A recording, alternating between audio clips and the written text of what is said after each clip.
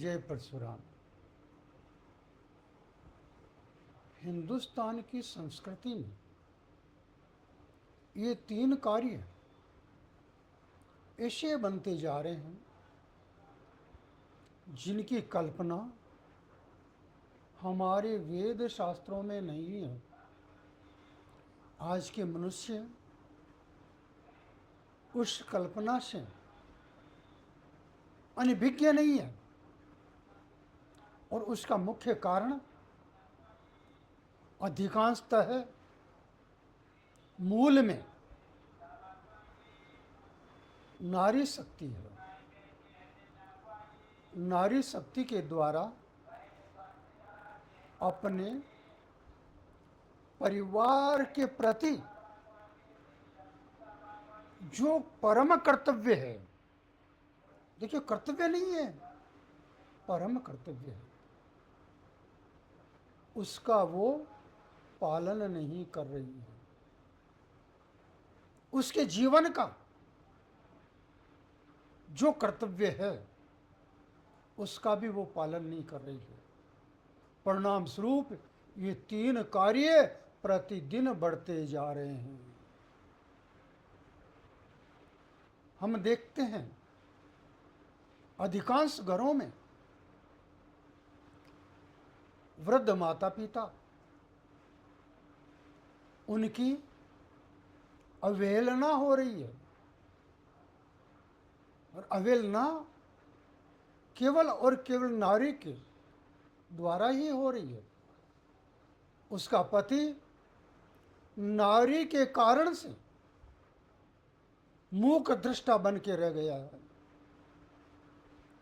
हम विचार करके देखें, प्रत्येक घर की नारी की शिकायत है कि उसके माता पिता की कोई सेवा करने वाला नहीं है। जहां आप ससुराल में हैं, अगर प्रत्येक नारी ससुराल में अपने सास ससुर की सेवा करने लग जाए तो इस भूमंडल पर एक भी वृद्ध माता पिता दुर्दशा को प्राप्त नहीं होगा। आज ये दो तीन चीजें बन रही है। हम विचार करके देखें, नंबर एक, अनाथालय है। कहां से आ गया ये? कैसे कोई अनाथ हो गया? कैसे पैदा हुआ अनाथ? दूसरा है वृद्धाश्रम, ये कैसे आ गया? और नंबर तीन पर विधवा आश्रम। ये तीन आश्रम ऐसे बन रहे हैं जिनके द्वारा भारतीय संस्कृति, वैदिक धर्म कलंकित हो रहा है।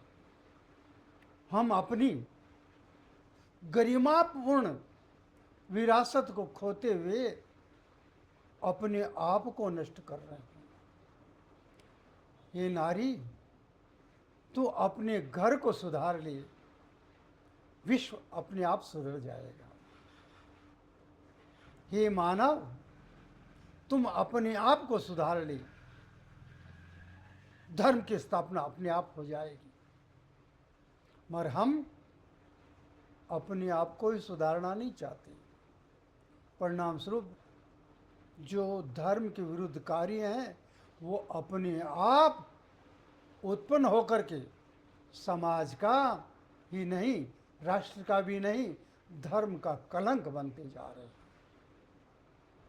इसलिए संभालो अपने आप को समय रहते हुए, अन्यथा पश्चाताप करने के लिए भी आपके पास समय नहीं होगा। जय